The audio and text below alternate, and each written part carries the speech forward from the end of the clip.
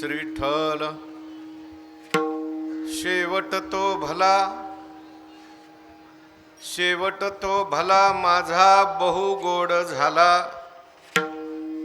आलो निजाच्या माहेरा, भेटी रखुमाईच्या वरा। परिहार झाला अवघ्या दुःखाचा मागिला, आलो निजाच्या माहेरा, भेटी रखुमाईच्या वरा। तुका म्हणे वाणी, तुका म्हणे वाणी, गेली आता घेऊ धनी। आलो निजाच्या माहेरा, भेटी रखुमाईच्या वरा। विठ्ठल विठ्ठल विठ्ठल विठ्ठल विठ्ठल विठ्ठल विठ्ठल। पांडुरंगा करू प्रथम नमन, दुसरे चरणा संतांचिया। त्यांच्या कृपादाने कथेचा विस्तारू, बाबाजी सद्गुरु दास तुका। नमो ज्ञानेश्वरा, नमो ज्ञानेश्वरा, निवृत्ती उदारा सोपान देवा। मुक्ताबाई नमो त्रिभुवन पावनी, आद्यत्रय जननी देवाची। शेवट तो भला माझा बहुगोड झाला, आलो निजाच्या माहेरा, भेटी रखुमाईच्या वरा। संत श्रेष्ठ जगद्वंद्य जगद्गुरु श्री तुकाराम महाराज यांचा हा 4 चरणाचा उत्कृष्ट आणि महत्त्वाचा असा अभंग असून, प्रस्तुत अभंगातून जगद्गुरु श्री तुकाराम महाराजांनी आपला शेवट गोड झाला असा अनुभव सांगितलेला आहे। विठ्ठल विठ्ठल विठ्ठल विठ्ठल विठ्ठल विठ्ठल विठ्ठल। भगवंताच्या कृपेने, सर्व साधू संतांच्या आशीर्वादाने, पुण्यसलीला निरामातेचीही पावन पंचक्रोशी, अनेक साधू संतांच्या पदस्पर्शाने पुनीत झालेले आपल्या या तरडगावमध्ये आज या ठिकाणी आपली ही नैमित्तिक कीर्तन सेवा आहे। वारकरी संप्रदायातील आपल्या परिसरातील एक ज्येष्ठ कीर्तनकार, वैकुंठवासी रामचंद्र महाराज शिंदे यांचा प्रथम पुण्यस्मरणाच्या निमित्ताने समस्त शिंदे परिवार, ग्रामस्थ मंडळ, भजनी मंडळ, परिसरातील सर्व महाराज मंडळी, सर्वांच्या सहकार्याने, सर्वांच्या प्रेमाने या ठिकाणी आजची आपली ही कीर्तन सेवा आहे। कीर्तन सेवेकरता उपस्थित परिसरातील सर्व महाराज मंडळी, मृदंगाचार्य, गायनाचार्य, टाळकरी, सर्व गुरुकुलातील विद्यार्थी, समोर बसलेले सर्व श्रोते सज्जन आणि माता भगिनी, सर्वांना वंदन करतो। आपण सर्वांनी मिळून टाळी वाजून कीर्तनात सहभागी व्हायचं आहे। विठ्ठल विठ्ठल विठ्ठल विठ्ठल विठ्ठल।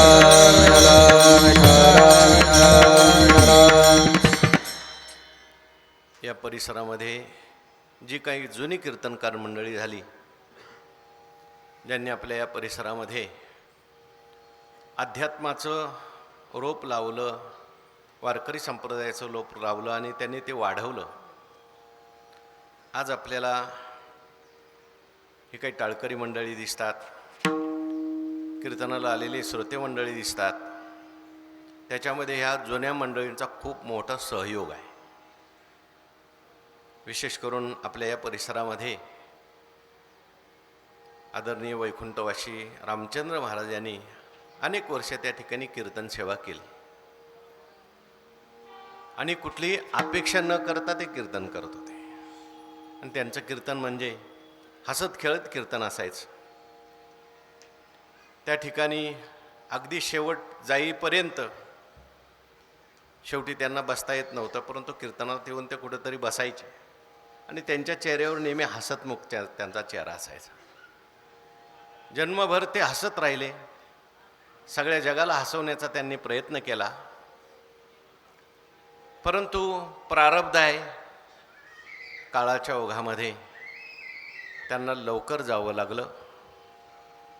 1 वर्ष झालं त्यांचं निधन झालं। शेवटच्या कालावधीमध्ये थोडेसे आजारी पडले होते। मग अशा त्या ठिकाणी त्यांचं निधन झालं। त्यांचं जाण्यामुळे या समस्त परिवारावर फार मोठा एक दुःखाचा डोंगरच कोसळलेला आहे. परंतु जन्मभर त्यांनी जी काही शिकवण दिलेली आहे, साधू संतांनी जी काही शिकवण दिलेली आहे, त्या शिकवणीनुसार आपण भगवंताचं नामस्मरण केलं पाहिजे, चिंतन केलं पाहिजे आणि दुःख विसरायला शिकलं पाहिजे. विठ्ठल विठ्ठल विठ्ठल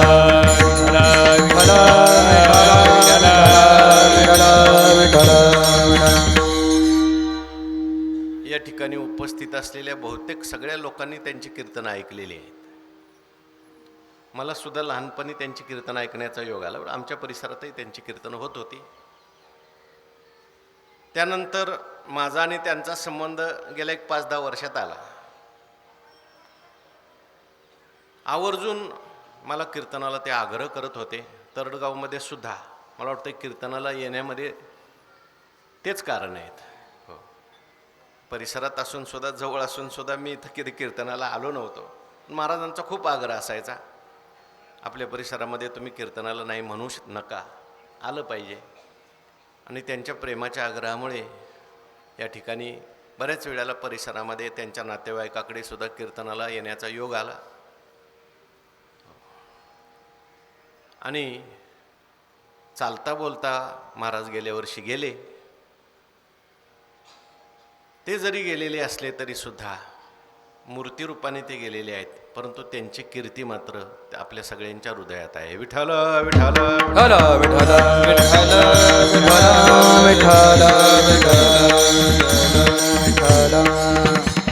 तुका म्हणे एका मरणेची सरे, उत्तमची उरे कीर्ती मागे.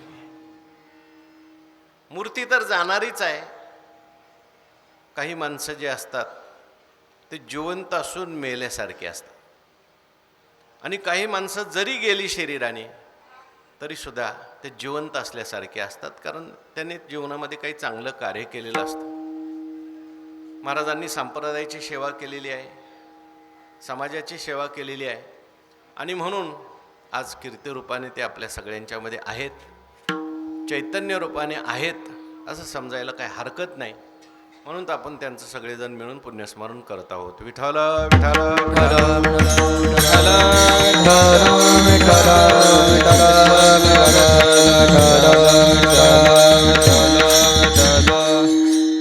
आपल्या आवाज घुमतोय कशाचा? याच्यामुळे घुमतोय, कमी कर थोडंसं. आपल्या या भारतीय संस्कृतीमध्ये माझा आवाज थोडासा वाढवा.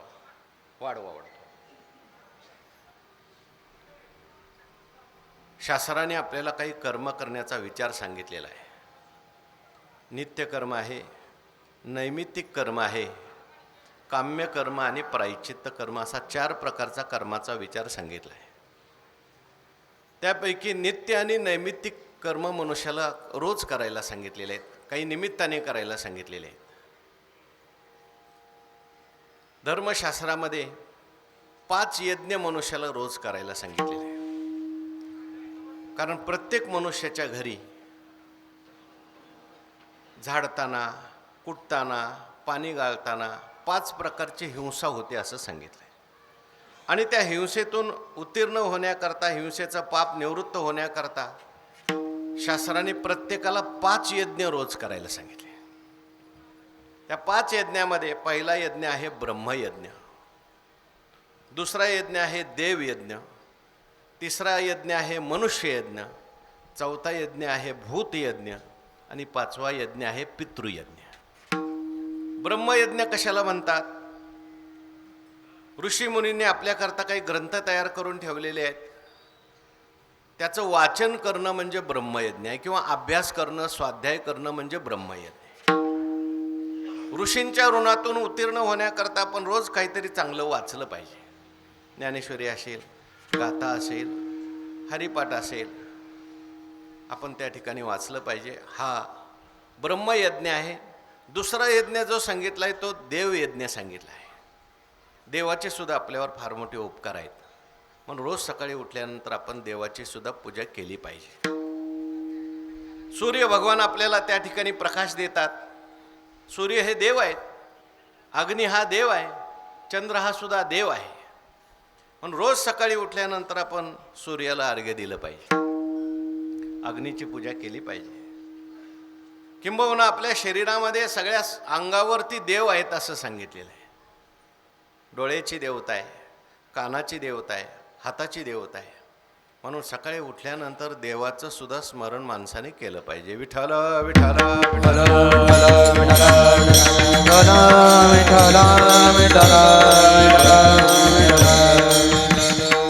ज्ञानेश्वर महाराजांनी असं वर्णन केलंय.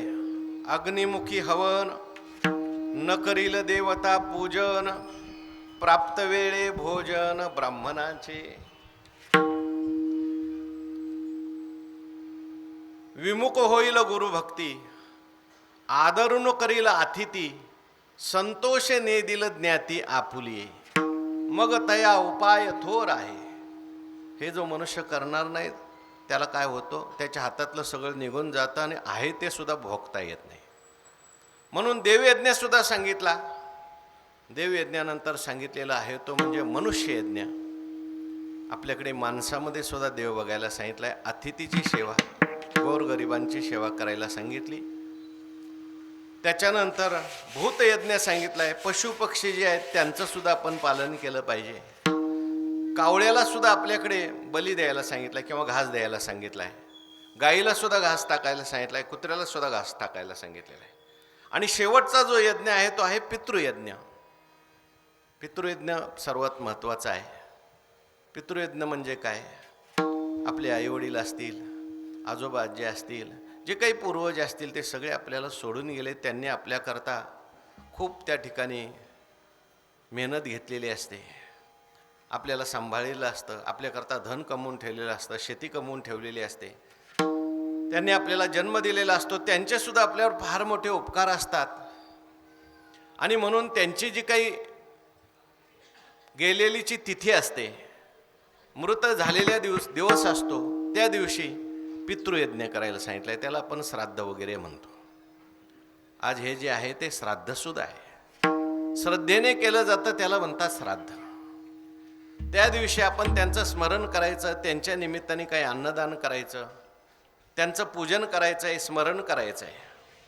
शास्त्रामध्ये असं म्हटलेलं आहे, गेलेले जे लोक असतात ते बरोबर त्यांच्या तिथीला वाट बघत असतात. आपण यांच्याकरता भरपूर केलेलं आहे, हे आपलं स्मरण करतात की नाही. आणि जर मुलं त्यांचं स्मरण करत असतील, मुलं काही त्यांच्या निमित्ताने सत्कर्म करत असतील, त्यांना खूप आनंद होतो. आणि पितर लोक जे असतात ते आशीर्वाद देतात. तुका म्हणे पितरे आशीर्वाद देते, कल्याण इच्छिती सर्व काळ. कल्याण इच्छिती सर्व काळ, कल्याण इच्छिती सर्व काळ. तुका म्हणे पित्र आशीर्वाद देते, कल्याण इच्छिते सर्व काळ. कल्याण इच्छिते सर्व काळ, कल्याण इच्छिते सर्व काळ. तुका म्हणे पितरे आशीर्वाद देते, कल्याण इच्छिते सर्व काळ, कल्याण इच्छिते सर्व काळ, कल्याण इच्छिते सर्व काळ. तुका म्हणे आशीर्वाद देते, कल्याण इच्छिते सर्व काळ. कल्याण इच्छिते सर्व काळ, कल्याण इच्छिते सर्व काळ.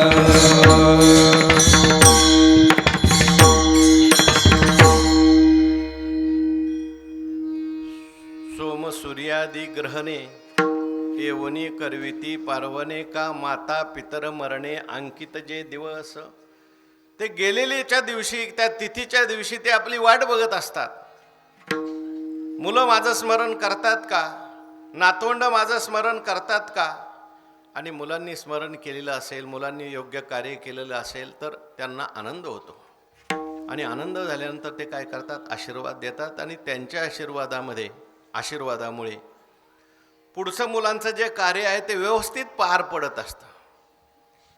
आणि मुलं जर त्या ठिकाणी चांगलं वागत नसतील, आपण गेल्यानंतर घरात भांडणं करत असतील, घरातल्या लोकांना त्रास देत असतील, विनाकारण भांडत असतील, तर जे पितर असतात त्यांना वाईट वाटतं. मी यांच्याकरता एवढी शेती कमवून ठेवली, मी यांच्याकरता एवढे धन कमवून ठेवलं, मी होतो तोपर्यंत सगळे चांगले वागत होते, आणि मी गेल्यानंतर आता हे भांडणं करायला लागले, मी गेल्यानंतर आता हे नित्यनेम बंद पाडायला लागले. मग मात्र त्यांना राग येतो. आणि शास्त्रात असं वर्णन केलंय, मग जसं ते आशीर्वाद देतात ना तसे ते शाप सुद्धा देतात. आठ त्यांचे करीती पितारा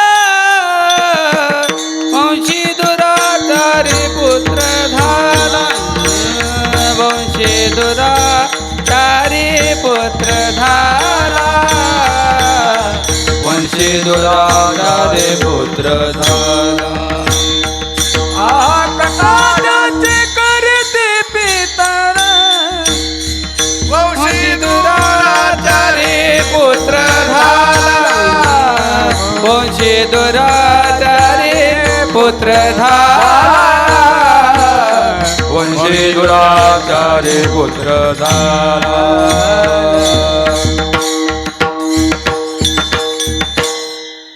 म्हणून आजकाल जर आपण समाजामध्ये पाहिलं, खूप लोकांच्या जीवनामध्ये अडचणी निर्माण झालेल्या आहेत. प्रत्येकाच्या संसारामध्ये काही ना काही अडचण आहे. एक तर मुलांची लग्न जमत नाहीत, जमलं मुलं होत नाहीत, झाली मुलं तर त्या ठिकाणी आजारी पडतात, टिकत नाहीत, पुन्हा त्यांच्या आणखीन शिक्षणाचा लग्नाचा प्रश्न निर्माण होतो. आणि मग संसारामध्ये मनुष्य त्रासल्यानंतर स्वाभाविक आहे उपाय करत राहतो. ब्राह्मण काकाकडे गेलं, पत्रिका दाखवली की ब्राह्मण काका सांगतात पहिला पितृदोष आहे. आता हे पितृदोष म्हणजे काय नेमकं?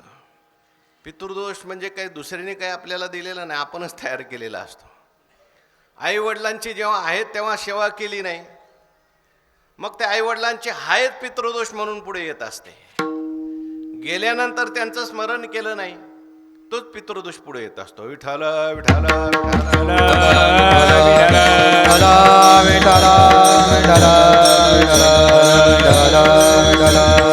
म्हणून आपल्याकडे भारतीय संस्कृतीमध्ये जे गेलेले लोक आहेत त्यांच्याकरता आपण श्राद्ध करतो. आणि त्यांची जी काही तिथी असेल त्या तिथीच्या वेळेस दरवर्षी श्राद्ध करण्याची पद्धत आहे. पितृपक्षामध्ये सुद्धा आपण श्राद्ध पक्षामध्ये त्या ठिकाणी त्यांच्या निमित्ताने श्राद्ध करतो, त्यांचं स्मरण करतो. आणि आपण त्यांना स्मरण केल्यानंतर त्यांना त्या ठिकाणी आनंद होत असतो असं वर्णन केलेलं आहे. म्हणून पुण्यस्मरणाच्या निमित्ताने या ठिकाणी हा कार्यक्रम आहे. वास्तविक पाहता महाराजांनी आपल्या जीवनामध्ये कीर्तन केलं, प्रवचन केलं, ज्ञानेश्वरीचा अभ्यास केला, संतांचं वाङ्मयाचं चिंतन केलेलं होतं. त्यांना काही विशेष पुण्य प्राप्त व्हावं याच्याकरता हे पुण्यस्मरण नाही, परंतु त्यांचं पुण्यस्मरण केलं तर त्यांच्या कुळातल्या लोकांना त्या ठिकाणी फायदा होत असतो. विठ्ठल विठ्ठल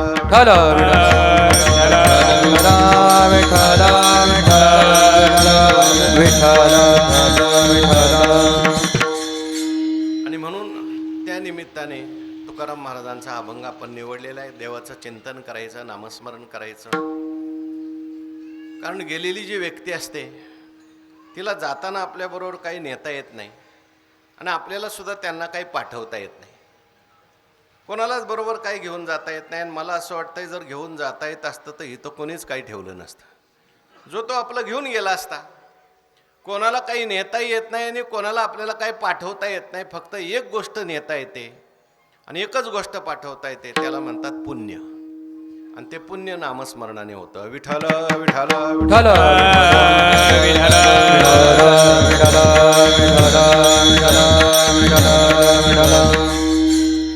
म्हणून आपण नामस्मरण करतो, चिंतन करतो. तुकाराम महाराजांनी या अभंगामध्ये आपला शेवट गोड झाला असा अनुभव सांगितलेला आहे. तुमचा आमचा सगळ्यांचाच शेवट होणार आहे, पण आपल्या सगळ्यांचा शेवट आपल्याला गोड कसा करता येईल त्याच्याकरता आज अभंगाचं चिंतन करायचं आहे. बहुतेक तुम्ही आम्ही सामान्य लोक आहेत, आपण शेवटचं जास्त चिंतन करत नाही. पण साधू संत जे असतात ते मात्र माध्यान्ह काळापेक्षा सुद्धा अंतकाळाचा जास्त विचार करतात. संतांची जी दृष्टी असते, ज्ञानी महापुरुषाची दृष्टी जी असते, ती परिणामाची दृष्टी असते. कोणती गोष्ट करत असताना याचा परिणाम काय होईल असा विचार करून ते काम करतात. विठ्ठल विठ्ठल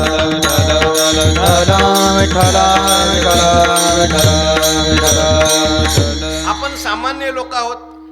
आपण जास्त त्या ठिकाणी अंतकाळाचा विचार करत नाही, मरणाचा विचार करत नाही. मी दृष्टांत सांगत असतो. संत श्रेष्ठ एकनाथ महाराजांच्याकडे एकदा एक मनुष्य गेला. एकनाथ महाराजांना म्हटलं, महाराज तुम्ही त्या ठिकाणी सारखं नामस्मरण करता, कोणाशी भांडत नाही, कोणाचा रागद्वेष करत नाही.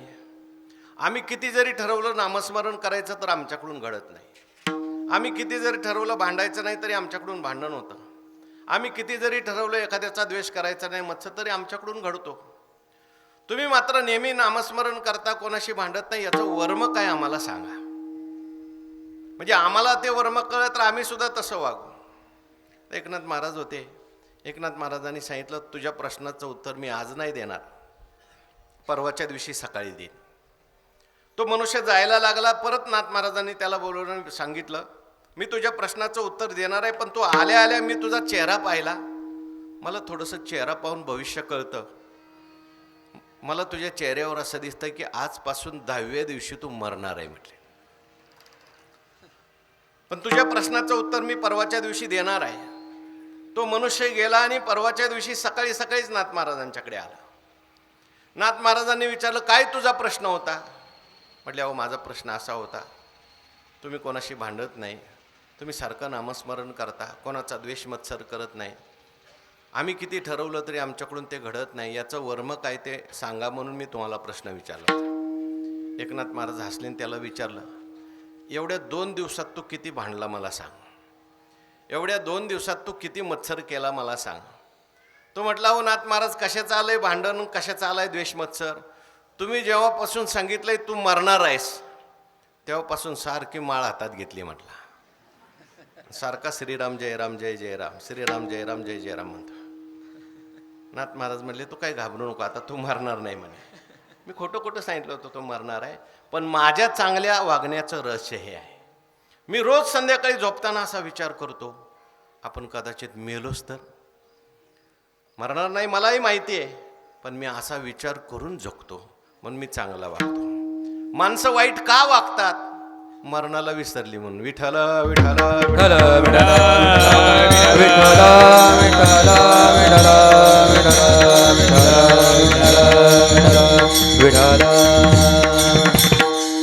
एक वचन आहे हिंदीमध्ये, दो बातन को मत भूलिए, जो चाहे कल्याण, पहिले निज मौत को दूजे श्री भगवान.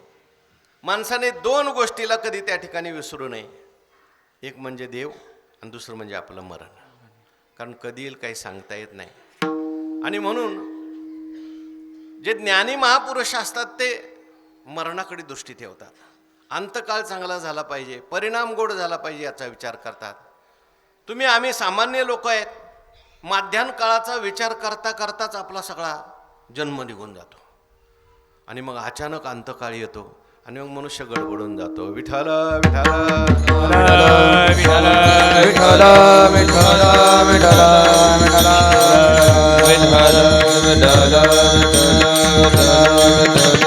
इतके लोक मरतात, तिकडे मनुष्य लक्ष देत नाही, विसरलेला आहे. आपण माध्यान्ह काळाचा विचार करतो, पण संत मात्र जे असतात ते माध्यान्ह काळापेक्षाही अंतकाळाकडे जास्त लक्ष देतात.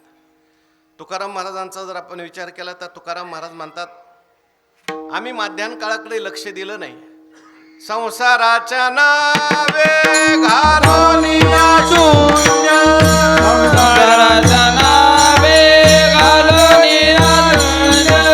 संसाराच्या नावे घालून शून्य,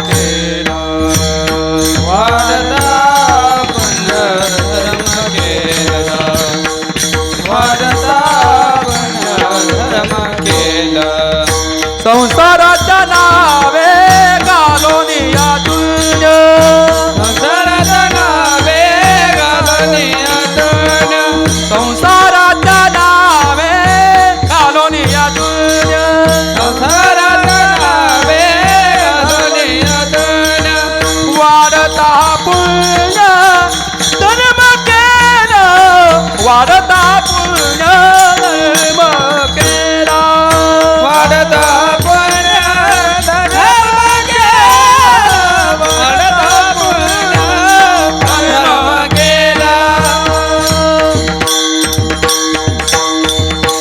तुकाराम महाराजांनी संसार केला पण नावाला संसार केला बरं का. सकाळी उठलं की महाराज विना घ्यायचे, टाळे घ्यायचे आणि चिपळ्या घ्यायचे आणि आपले भंडारे डोंगरावर जायचे. तसं पाहायला गेलं तर तुकाराम महाराजांचा सगळा संसार कोणी केला? जिजाबाईंनी केला बरं का. जिजाबाईंनीच केला सगळा संसार. बहुतेक महाराजांचा संसार त्यांच्या जिजाबाईलाच करावा लागतो. विठ्ठल विठ्ठल विठ्ठल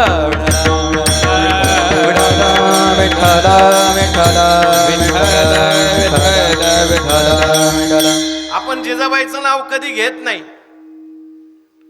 पण खरं श्रेय जिजाबाईला. म्हणून असं म्हणतात भगवान परमात्मा पहिले जिजाबाईला दर्शन द्यायचे आणि मग तुकाराम महाराजाकडे जायचे. कारण देवाला माहिती आहे जिजाबाई आहे म्हणून महाराजांना 2 टायमेचं वेळेस जेवण व्यवस्थित मिळते. तात्पर्य काय, महाराजांनी संसाराकडे जास्त लक्ष दिलं नाही. माध्यान्ह काळ जो होता तो सगळा प्रारब्धावर सोडून दिला. अन्नमान धन हे तो किंवा प्रारब्धेची जोडे धन प्रारब्धेची वाढे मान सो सकरशी वाया भजमना पंढरी राया. म्हणून महाराजांनी अंतकाळाचा विचार केला, शेवट गोड झाला पाहिजे याचा विचार केला. कारण मनुष्याच्या जीवनामध्ये शेवट खूप महत्वाचा आहे. राम राम दोन्ही अक्षरे राम राम दोन्ही अक्षरे सुलभाने सोपारे सुलभाने सोपारे जागा मागील पहारे मागील पहारे शेवटे जोडव्याची घरे गा रामकृष्ण वासुदेवा जाणवी तसे जनाशी वाजवी चिपळीया काल घागऱ्या रामकृष्ण वासुदेवा शेवटचे गोड त्याची घरे गा रामकृष्ण वासुदेवा जाणवी तसे जनाशी वाजवी चिपळीया काल घागऱ्या रामकृष्ण वासुदेवा.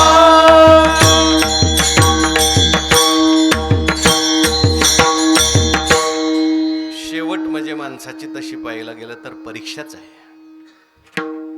काही लोकांची सुरुवात चांगली असते पण शेवट मात्र त्या ठिकाणी चांगला नाही होत.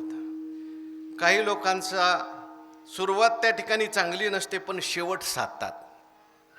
काहींची सुरुवातही चांगली नसते, शेवटही चांगला नसतो. पण काही लोकांचा सुरुवातही चांगली असते आणि त्यांचा शेवटही आपल्याला चांगला झालेला दिसून येतो. महाराज म्हणतात आम्ही आमच्या जीवनामध्ये त्या ठिकाणी शेवटचा प्रयत्न केला. कारण शेवट म्हणजे माणसाच्या जीवनातली परीक्षा आहे बरं का. सुरुवातीपेक्षा सुद्धा शेवट महत्त्वाचा आहे. काही मुलं असे असतात वर्षभर अभ्यास करत नाहीत पण शेवटचा 1 महिना असा काय अभ्यास करतात ते पहिलाच नंबर काढतात.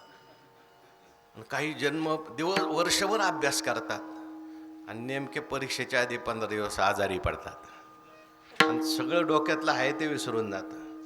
म्हणून सुरुवातीपेक्षा सुद्धा शेवट खूप महत्त्वाचा असतो. मरण म्हणजे सुद्धा एक माणसाची परीक्षाच आहे बरं का.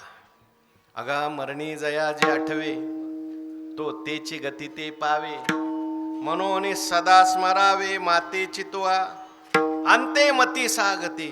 मरणाच्या वेळेस तुमचा जो विचार आहे त्याच्यानुसार पुढचा जन्म आहे. विठ्ठल विठ्ठल विठ्ठल विठ्ठल विठ्ठल महाराज म्हणतात आमच्या जीवनात आम्ही शेवट चांगला होईल याच्याकरता प्रयत्न केला, गोड होईल याच्याकरता प्रयत्न केला. याजसाठी केला होता अट्टास. म्हणजे आम्ही आटोकाट प्रयत्न केले, नामस्मरण केलं, चिंतन केलं आणि त्याचा परिणाम असा झाला आमच्या जीवनात शेवट गोड झाला अभंगाच्या पहिल्याच्या. शेवट तो भला हा शेवट तो भला शेवट तो भला शेवट तो भला शेवट तो भला शेवट तो भला शेवट तो भला शेवट तो भला माझा बहु गोड झाला माझा बहु गोड झाला माझा बहु गोड झाला माझा बहु गोड झाला आलो निजाच्या माहेरा आलो निजाच्या माहेरा माझा बहु गोड झाला माझा बहु गोड झाला माझा बहु गोड झाला माझा बहु गोड झाला दोन्ही दादा मायरा दोन्ही दादा मायरा हे शेवट तो म्हणा माझा बहु गोड झाला आलो निजाच्या माहेरा आलो निजाच्या माहेरा शेवट तो भला माझा बहु गोड झाला आलो निजाच्या माहेरा आलो निजाच्या माहेरा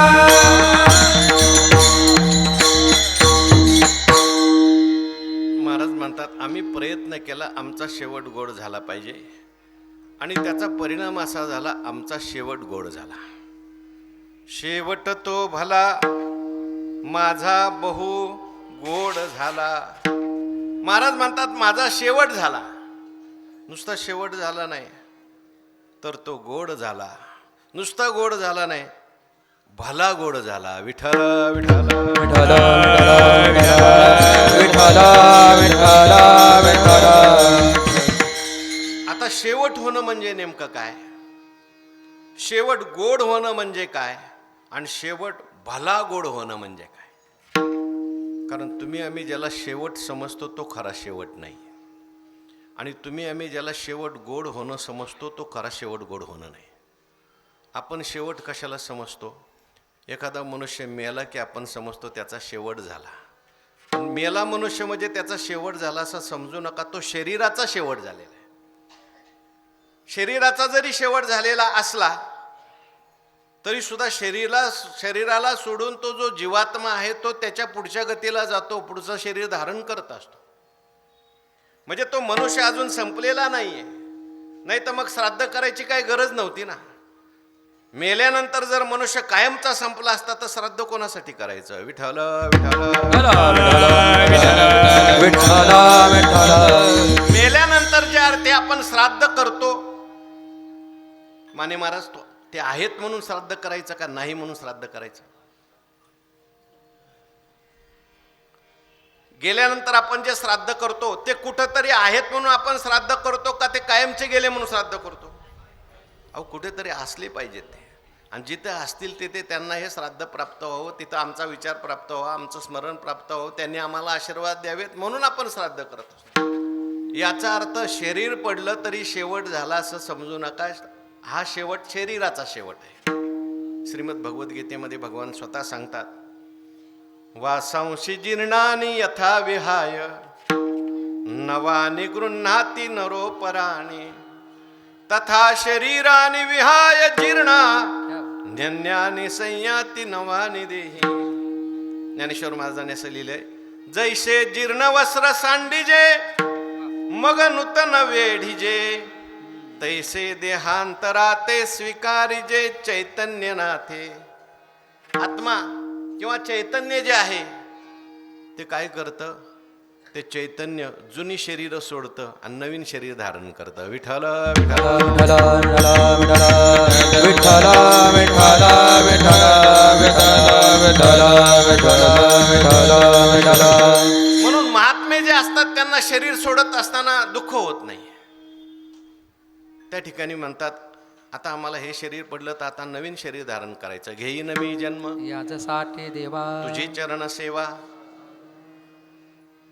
त्यांना शरीर सोडणं म्हणजे दुःखाचं वाटत नाही. उलट आता हे जीर्ण शीर्ण झालेलं आहे, फाटलेला कपडा आहे. आता फाटलेला कपडा जसा आपण बदलतो, कपडे बदलताना माणसाला आनंद होतो का दुःख होतो? मोठ्या माणसाला आनंद होतो बरं का, पण लहान मुलं असतात त्यांना दुःख होतं. लहान लहान मुलं ज्यांना काही कळत नाहीत, आई जर त्यांचे कपडे काढायला लागली, त्यांना आंघोळ घालायला लागली, तर त्या पोराला असं वाटतं आई आहे का कसाई आहे काय माहिती. लहानपणी असं वाटत असतं. आई पोराला आंघोळ घालत असते, पण ते कपडे काढत असते, आंघोळ घालत असते, आणि ते घालत असताना त्या पोराला खूप दुःख होत असतं.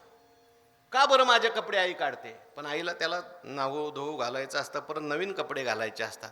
लहानपणी जो पोरगा रडत असतो, आईला शिव्या देत असतो. शिव्या म्हणजे मनातल्या मनात म्हणत असेल, काय आई मला आंघोळ घालते. तोच मुलगा मोठा झाल्यानंतर 3-3 वेळाला कपडे बदलतो. लहानपणी का रडत होता? लहानपणी त्याला कळत नाही, त्याला असं वाटतं कपडा म्हणजेच मी आहे.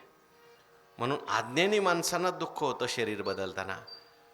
पण महाराजांसारखे जे असतात, ज्यांनी नामस्मरण केलंय, चिंतन केलंय, कीर्तन केलंय, अशा माणसांना शरीर सोडताना दुःख होत नाही. त्याचं कारण त्यांना माहिती आहे, शरीर म्हणजे मी नाही. विठ्ठल विठ्ठल विठ्ठल विठ्ठल विठ्ठल विठ्ठल विठ्ठल विठ्ठल विठ्ठल. आपल्याकडे स्वातंत्र्य चळवळीमध्ये एक भगतसिंग, राजगुरू आणि सुखदेव हे 3 होऊन गेले.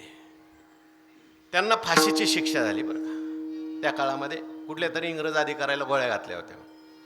फाशीची शिक्षा झाल्यानंतर 1 महिन्याने फाशीची शिक्षा होणार होती. डॉक्टर तपासण्या करता यायचे, हा जो कैदी आहे व्यवस्थित आहे का. डॉक्टरच्या असं निदर्शनास आलं, लक्षात आलं की त्यांचं वजन वाढतंय. आत्तापर्यंत डॉक्टरांनी असे कैदी कधीच बघितले नव्हते की फाशीची शिक्षा झाल्यानंतर वजन वाढणारे. डॉक्टरला आश्चर्य वाटलं. म्हटले, का हो, तुम्हाला 1 महिन्याने फाशी होणार आहे आणि तुमचं वजन वाढतंय कसं? ते म्हणले, डॉक्टर आम्ही रोज गीता वाचतो आणि गीतेत असं लिहिलंय, हे शरीर पडलं की नवीन जन्म मिळतो. आम्हाला आता हे शरीर सुद्धा आमचं आता थोडंसं वयस्कर झालेलं होतं, हे शरीर सुटणार आहे, परत नवा जन्म होणार आहे, आम्हाला भारत मातेची सेवा करायला येणार आहे. अशा आनंदाने आमचं वजन वाढतंय. विठ्ठल विठ्ठल विठ्ठल विठ्ठल विठ्ठल विठ्ठल विठ्ठल. म्हणून तुम्ही आम्ही ज्याला शेवट समजतो तो शेवट नाहीये. दुसरं, तुम्ही आम्ही ज्याला शेवट गोड होणं समजतो ते शेवट गोड होणं नाही. आपण एखाद्याचा शेवट गोड झाला कशाहून मानतो? बाह्य दृष्टीहून मानतो. एखादा मनुष्य शांततेत मेला, सगळे घरातले लोक असताना मेला, वारी करता करता मेला, पंढरपुरात मेला, चांगल्या तिथीला मेला, तर आपण काय म्हणतो? त्यांचा शेवट गोड झाला. पण ते बाह्य दृष्टीने बरं का. बऱ्याच वेळेला समाजात असं दिसून येतं, काही माणसं जन्मभर नामस्मरण करतात, चिंतन करतात, वारी करतात, आणि मरताना त्यांना कॅन्सरसारखा दुर्धर आजार होतो, मरताना त्यांचा अपघात होतो, मरताना त्यांची वाचा बंद होते, मरताना ते आजारी पडतात, आणि मग हाय हाय करत ते मरतात. आणि असंही समाजात दिसून येतं, काय काय माणसं अशी असतात, खाऊनही ते खाल्लं, पिऊनही ते पेला, आणि नेमका एकादशी दिवशी शांततेत मेला. अशी माणसं आहेत. लोक म्हणतात, अहो यांनी जन्मभर नामस्मरण केलं, जन्मभर वारी केली, यांचं असं का झालं? आणि यांनी त्या ठिकाणी काहीच केलं नाही, मग यांचा शेवट चांगला कसा झाला? अशी लोकांना शंका येते. पण शंका जरी आली तरी शंका घेऊ नये बरं का. त्याचं कारण सांगतो. जो भगवत भक्त असतो, जो नामस्मरण करतो, चिंतन करतो, तो कसा जरी मेला तरी त्याचा शेवट गोड होतो. अर्जुनाने देवाला प्रश्न विचारला गीतेमध्ये, देवा आम्ही जन्मभर तुझं नामस्मरण केलं, चिंतन केलं, पण मरण काय आमच्या हातात आहे का? कदाचित मरताना आम्हाला आजार झाला तर, मरताना माझी वाचा बंद झाली तर, तो म्हणतो मरताना मुखात नाव आलं पाहिजे. आणि मग आजारी पडल्यानंतर कसं काय नामस्मरण येईल? मग आम्ही जन्मभर केलेलं गेलं का वायाला? देवाने सांगितलं नाही. ज्याने जन्मभर माझं भजन केलं ना अर्जुना, त्याच्याकरता मरताना मी सुलभ होतो. अनन्यचेता सततम यो माम स्मरति नित्यशः तस्याहम सुलभ पार्थ नित्ययुक्तस्य योगिनाः. ज्ञानोबारायन त्याच्यावर सुंदर व्याख्यान केले. ज्ञानेश्वर महाराज म्हणतात त्या ठिकाणी, ते ऋणवे पण देखोनी अंगी मी आपुलियाच्या उत्तीर्णत्वा लागी भक्ताची तनुत्यागी परिचर्या करी देह वैकल्याचा वारा जने लागेल यास कुमारा म्हणून आत्मबोधाचा पांजिरा सोयेतया ते. ज्याने जन्मभर सेवा केली ना अर्जुना, त्या सेवेचं ऋण माझ्या डोक्यावर होतं. आणि त्या ऋणातून उत्तीर्ण होण्याकरता मरताना तो आजारी असला, ओरडत असला, तरी आतल्यात मी त्याची बुद्धी माझ्या आकाराची करतो. ओ निर्वाणी गोविंद असे मागे पुढे, निर्वाणी गोविंद असे मागे पुढे, निर्वाणी गोविंद असे मागे पुढे, निर्वाणी गोविंद असे मागे पुढे, निर्वाणी गोविंद असे मागे पुढे, निर्वाणी गोविंद असे मागे पुढे, गोविंद असे मागे पुढे, निर्वाणी गोविंद असे मागे पुढे. काहीच साकडे पडोने दी, काहीच साकडे पडोने दी.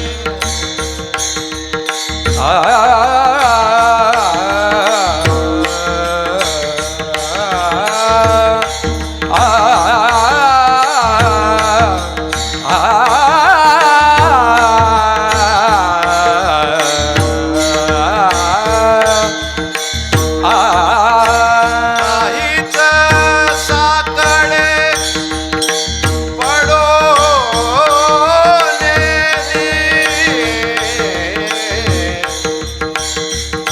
नाम लक्षात ठेवण्याकरता दुसरा अभंग सांगतो. निर्गुणाचे भेटी आदो सगुणा, याची चालेल लक्षात. विषय तो त्याचा नारायण, विजय तो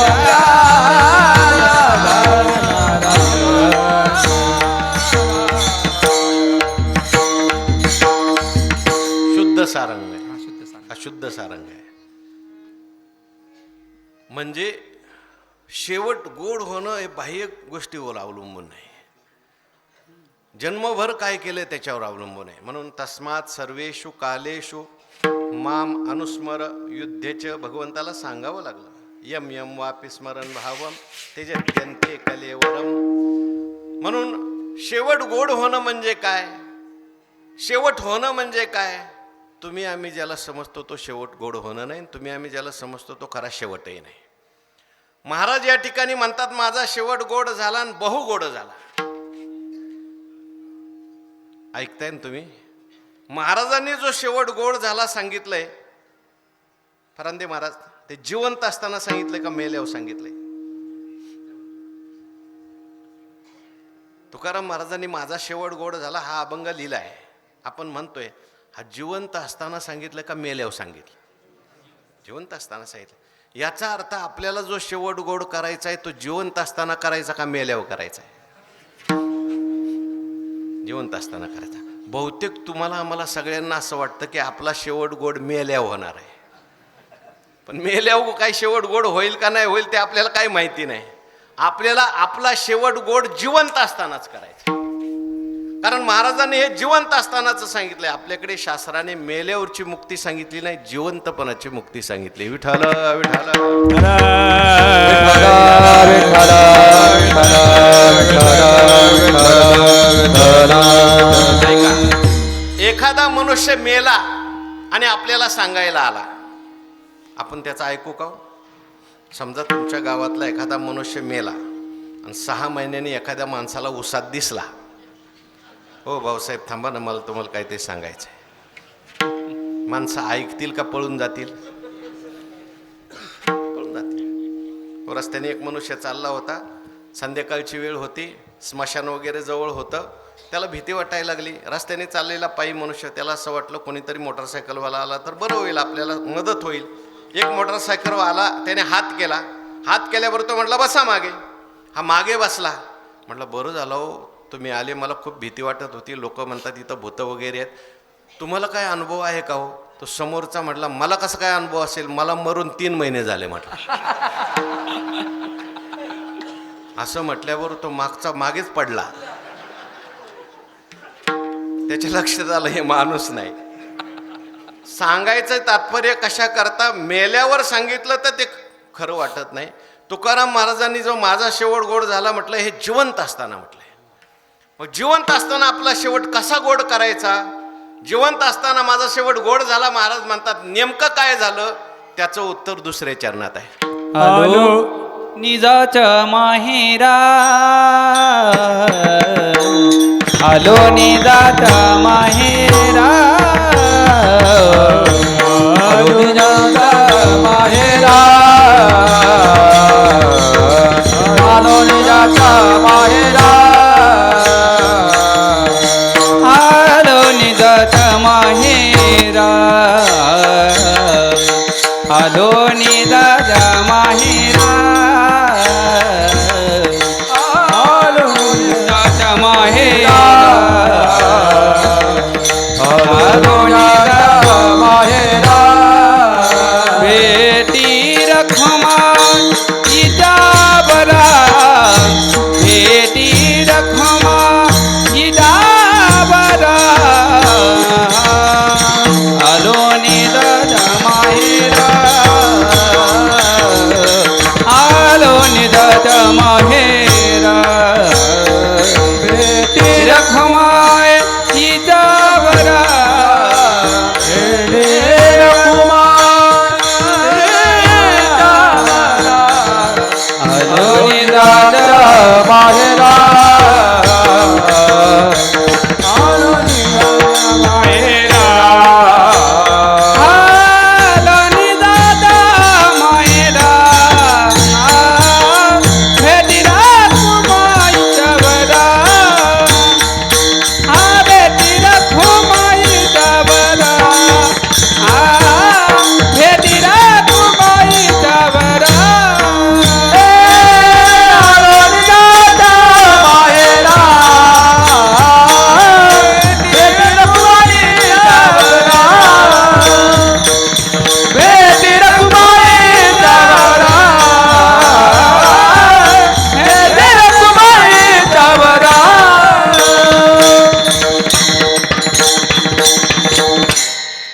जिवंत असतानाच आपल्याला सगळ्यांना जिवंत असताना शेवट करायचा आहे. जिवंत असताना शेवट गोड करायचा जर असेल तर महाराजांनी काय केलं ते आपल्याला करावं लागेल. महाराज म्हणतात माझा शेवट जिवंत असतानाच झाला, जिवंत असतानाच गोड झाला. अनेक अभंग आहेत महाराजांचे. मरणा हाती सुटली काया, विचारे या निश्चय.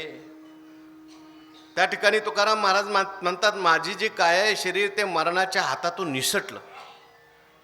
किंवा झाला प्रेतरूप शरीराचा भाव, लक्ष्येला ठाव स्मशानीचा, रडती रात्रंदिवस काम क्रोध माया, म्हणती हाय हाय यमधर्म. हो, तुकाराम महाराज म्हणतात मी जिवंत असतानाच माझा शरीराचा जो भाव आहे तो प्रेतरूप झाला. म्हणजे मी शरीर नाही असा निश्चय केला. बरं, रडती रात्रंदिवस काम क्रोध माया, काम क्रोध माया रडायला लागले. यमधर्म सुद्धा हाय हाय म्हणायला लागले.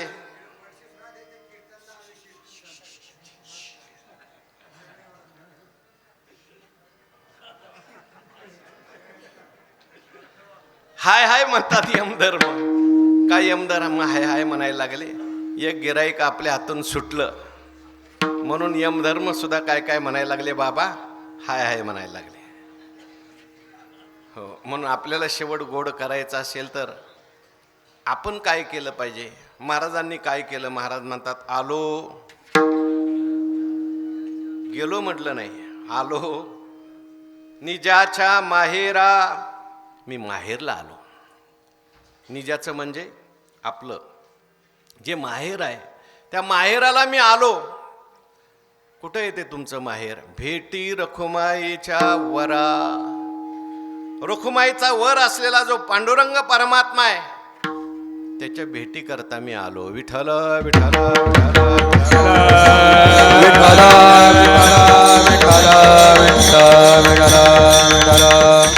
मी माहेरला आलो.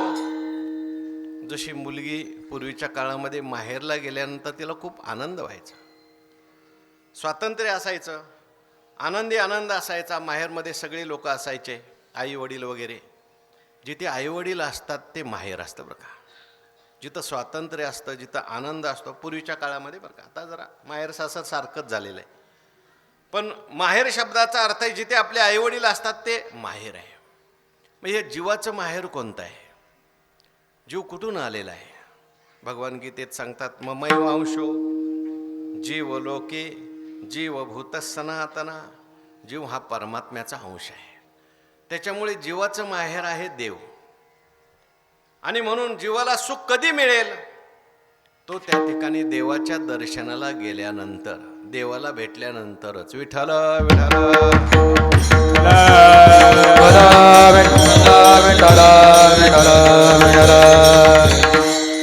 माझं माहेर कोणतं आहे? तुकाराम महाराज म्हणतात पंढरपूर हे माझं माहेर आहे. माझे माहेर पंढरी देवरेच्या तीरी आहे, देवरेच्या तीरी माझे माहेर पंढरी. माझे माहेर पंढरी आहे, देवरेच्या तीरी आहे, देवरेच्या तीरी.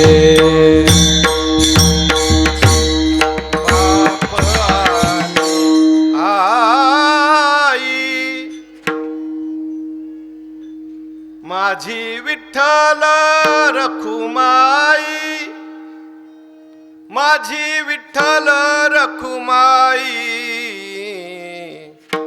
माझी बहीण चंद्रभागा, करीतसे पापभंगा.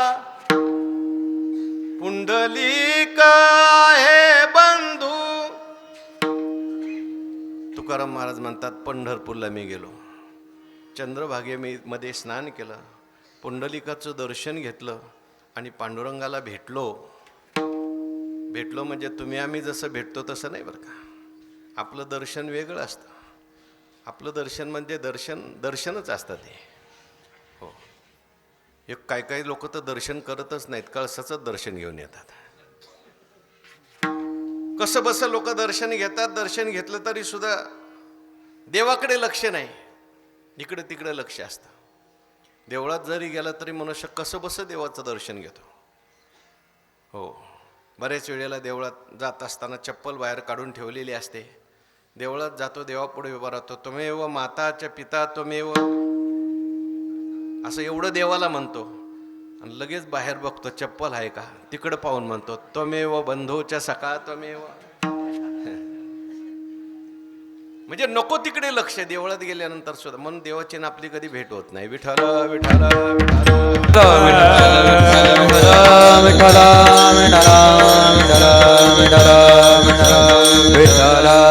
देवाला गेल्यानंतर भेटायचंय म्हणजे देव स्वरूप होऊन जायचंय. देव स्वरूप होऊन जायचंय म्हणजे काय? देव माझा आत्मा आहे, देवाचा आणि माझं स्वरूप एक आहे असा निश्चय करायचा आहे.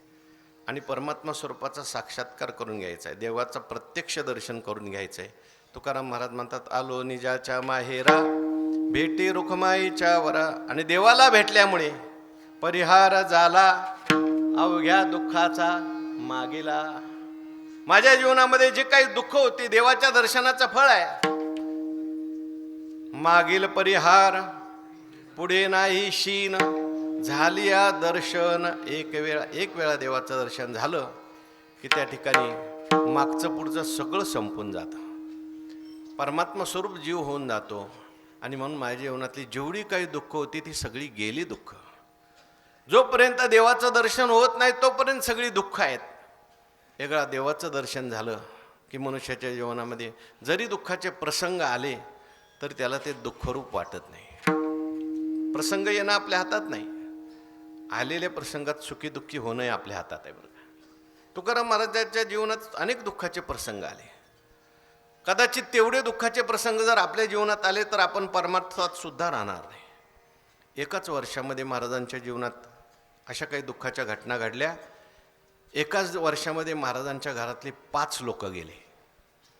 पहिल्यांदा वडील गेले, नंतर आई गेल्या. सगळा संसार एकदम येऊन अंगावर कोसळला. ठीक आहे, आपले मोठे भाऊ आहेत, वडिलासारखेच आहेत, त्यांच्या आश्रयाने आपण परमार्थ करू, संसार करू म्हणून महाराज सावरले. पण काही दिवसानंतर मोठे भाऊ तीर्थयात्रेला गेले, ते परत आलेच नाही.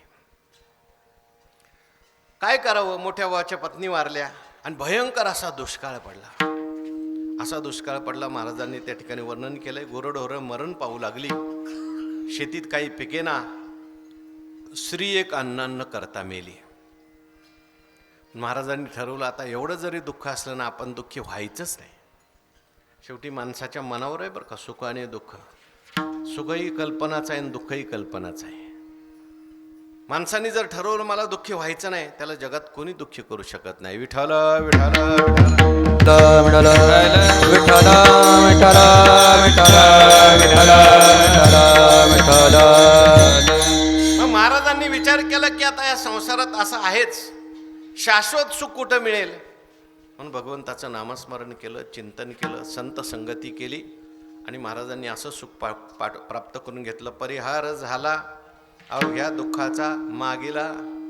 आणि त्या ठिकाणी हे सगळं करण्याकरता महाराज म्हणतात आम्ही कोणतं साधन केलंय, शेवटच्या चरणात सांगितलं. तुका म्हणे वाणी, तुका म्हणे वाणी, तुका म्हणे वाणी, तुका म्हणे वाणी, वाणी, तुका म्हणे वाणी, तुका म्हणे वाणी, तुका म्हणे वाणी, वाणी, तुका म्हणे वाणी. गेले आता गे बुधनी, गेली आता गे बुधनी. आलो निदाच्या माहेरा, आलो निदाच्या माहेरा, माहेरा, आलो निदाच्या माहेरा, माहेरा, आलो निदाच्या माहेरा. गेली आता गे बुधनी, गेली आता गे बुधनी. आलो निदाच्या माहेरा,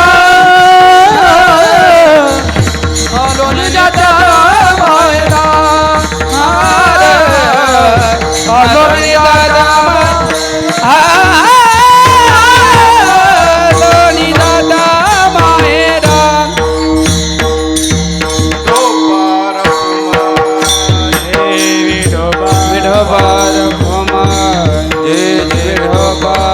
टाळी वाजवा सर्वांनी, भजन करा.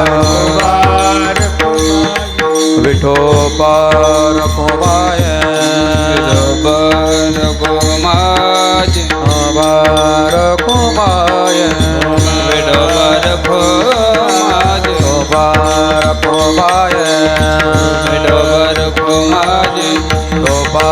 Rakhumai Vithoba Rakhumai Vithoba Rakhumai Vithoba Rakhumai Vithoba Rakhumai Vithoba Rakhumai Vithoba Rakhumai Vithoba Rakhumai Vithoba Rakhumai Vithoba Rakhumai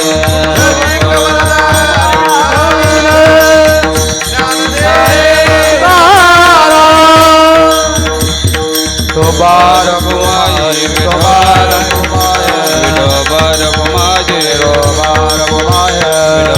Kumai, Tobar Kumai, Tobar Kumai, Tobar Kumai, Tobar Kumai,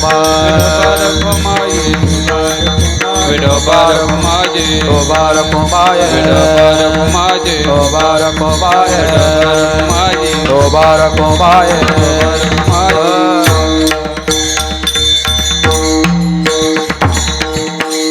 शेवट तो भला माझा बहु गोड झाला आलो निजाच्या माहेरा भेटी रखुमाईच्या वरा परिहार झाला अवघ्या दुःखाचा मागिला आलो निजाच्या माहेरा भेटी रखुमाईच्या वरा तुका म्हणे वाणी गेली आता घेऊ धनी आलो निजाच्या माहेरा भेटी रखुमाईच्या वरा. जगद्गुरु श्री तुकाराम महाराजांनी आपल्या जीवनामध्ये आपला शेवट गोड झाला हा अनुभव सांगितलेला आहे. कशाकरता अनुभव सांगितला आहे? आपल्या सगळ्यांचा शेवट गोड झाला पाहिजे. शेवट म्हणजे काय? शेवट गोड होणं म्हणजे काय? आणि तो शेवट गोड कसा करायचा? शेवट म्हणजे शरीर पडणं म्हणजे शेवट होणं नाही आहे. त्या ठिकाणी शेवट गोड होणं म्हणजे काय? आपण भगवंताकडे जाणं, भगवंताचं नामस्मरण करणं, चिंतन करणं आणि एक दिवस आपल्या जीवनात भगवत स्वरूपता प्राप्त होणं हाच आपल्या जीवनातला शेवट गोड होणं. आणि हा आपल्याला शेवट गोड जिवंतपणे करायचा आहे, मेल्यावर करायचं नाही. तैसा येणेची शरीरे शरीरा येणे सरे किंबहुना येर झारे मरणा आईलीकडे मज मिळवून गेले पुढे मग मरणी आणि कीकडे जातील केवी. अशा प्रकारे हा शेवट गोड आपल्याला करायचा आहे. तुकाराम महाराज शेवटच्या चरणात अनुभव सांगतात. तुका म्हणे वाणी गेली आता घेऊ धनी. आमच्या जीवनातली वाणी गेली. वाणी गेली या शब्दाचे 2-3 अर्थ आहेत. वाणी गेली म्हणजे वानवा गेली. आता काही कमीपणा आमच्या जीवनात राहिला नाही, पूर्णता प्राप्त झाली असं त्याचा अर्थ आहे. वाणी गेली म्हणजे वानवा गेली आणि गेली आता घेऊ धनी. आता परमात्मा स्वरूप प्राप्त झालेलं असल्यामुळे, आनंद प्राप्त झाल्यामुळे आता तो तृप्ती होईपर्यंत आपण आनंदात राहू. किंवा वाणी शब्दाचा अर्थ असा जर केला की आमची वाणी भगवंताकडे गेली, परमात्म्याचं तिने चिंतन केलं, नामस्मरण केलं आणि चिंतन करता करता परमात्म्याचं स्वरूप प्राप्त झालं आणि आता मात्र आमची वाणी गेली म्हणजे काय? परमात्मा स्वरूपात कुठल्याही प्रकारे अनुभव सांगता येत नाही अशा प्रकारची अवाच्य स्थिती आम्हाला प्राप्त. म्हणून तुका म्हणे वाणी गेली आता घेऊ धनी. आपल्या जीवनामध्ये आपण भगवंताचं नामस्मरण केलं, चिंतन केलं, निश्चित आपल्याही सगळ्यांचा शेवट गोड झाल्याशिवाय राहणार नाही. तो व्हावा याच्याकरता संतांचं नामस्मरण करू. ज्ञानेश्वर माऊली नाद माऊली तुकाराम, ज्ञानेश्वर माऊली नादराज माऊली तुकाराम, ज्ञानेश्वर माऊली नादराज माऊली तुकाराम, ज्ञानेश्वर माऊली नादराज माऊली तुकाराम, ज्ञानेश्वर माऊली नादराज माऊली तुकाराम, ज्ञानेश्वर माऊली नादराज माऊली तुकाराम.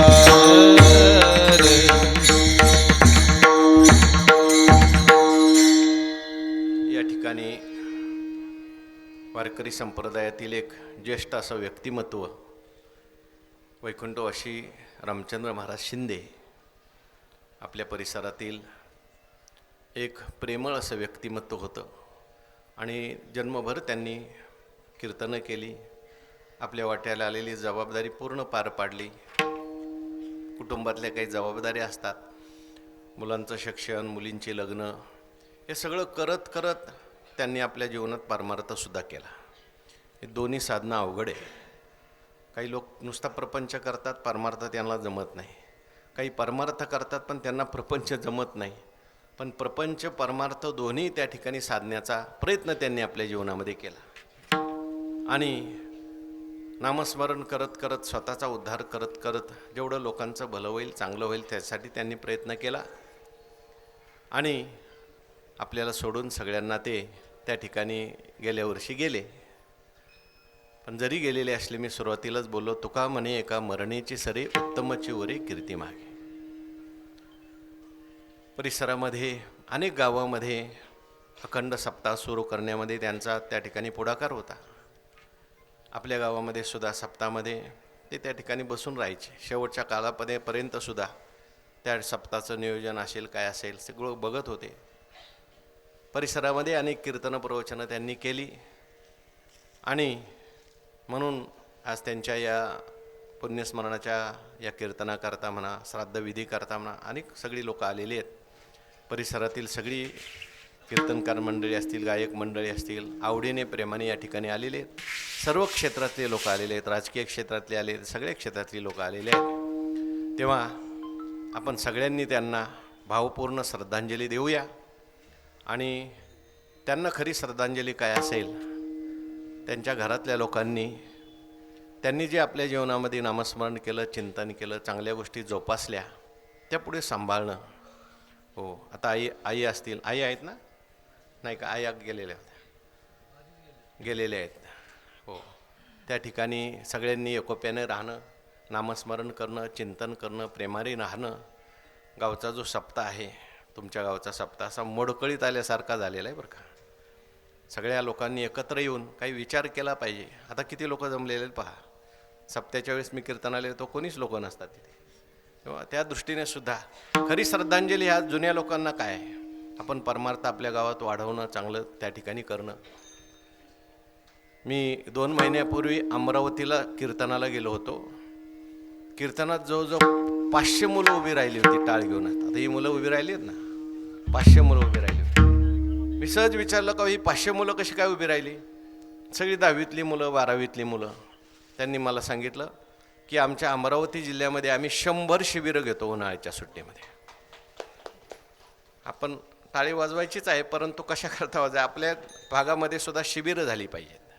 लहान मुलांच्या करता उन्हाळ्याच्या सुट्टीमध्ये काही शिबिरं घेतली पाहिजेत तरच त्या ठिकाणी पुढची पिढी तयार होईल. आता ही गुरुकुलातली मुलं आलेली आहेत. अशी प्रत्येक गावामध्ये हरिपाठ मंडळ तयार झालं पाहिजे. रोज हरिपाठ चालला पाहिजे. उन्हाळ्यात शिबिर झालं पाहिजे आणि आपल्या जे काही सप्ताह होतो अखंड हरिनाम सप्ताह त्याच्यात पारायणाची संख्या वाढली पाहिजे.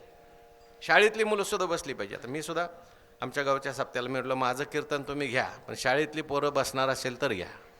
मला माहिती असेल माझं गाव मांडकी आहे. सांगून आलो आहे मी काल्याच्या कीर्तनाला तेव्हाच येतील जेव्हा 100 पोरं शाळेतली पारायणाला बसतील. तुम्ही काही पण करा मला सांगू नका. आणि रोज संध्याकाळी शाळेतली पोरं हरिपाठाला पाहिजेत. शाळेला सांगितलं आहे तुम्हाला काय मदत पाहिजे असेल तर आम्हाला सांगा.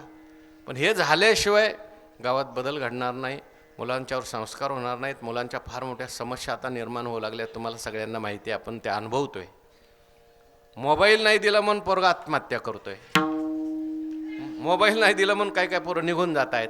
अशा परिस्थिती निर्माण होत आहेत. त्याला जर सोडवायचं असेल तर त्यांना चांगले संस्कार दिले पाहिजेत आणि संस्काराकरता हे सप्ताह आहेत. त्याच्याकरता प्रवचन आहे त्याच्याकरता कीर्तन आहे त्याच्याकरता आपण शिबिर घेतली पाहिजेत. रोज गावात हरिपाठ झाला पाहिजे. या दृष्टीने गावातल्या लोकांनी सुद्धा एकत्र येऊन विचार करा. हीच खरी रामचंद्र महाराजांना या ठिकाणी श्रद्धांजली होईल. तेव्हा त्यांच्या सगळ्या कुटुंबाच्या दुःखामध्ये आपण सगळे सहभागी आहोत. देवाने त्यांना सावरण्याची त्या ठिकाणी धीर द्यावा ताकद द्यावी आणि त्यांच्या माध्यमातून अशीच पुढे सेवा घडावी अशी देवाला प्रार्थना करतो. माझी अल्पस्वल्प सेवा या ठिकाणी संपवतो. या ठिकाणी थांबवतो. विठ्ठल जय जय विठ्ठल विठ्ठल जय विठ्ठल जय जय विठ्ठल कुरे वेडी वाकुडे होतरे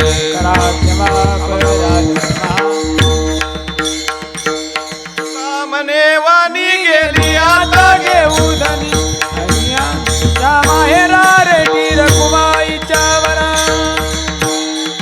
वाणी गेली आता घेऊ धनी आलोनियाच्या माहेरा रेटी रकुमाईच्या वरा पुंडरी कवदार विठ्ठल माऊले कुरे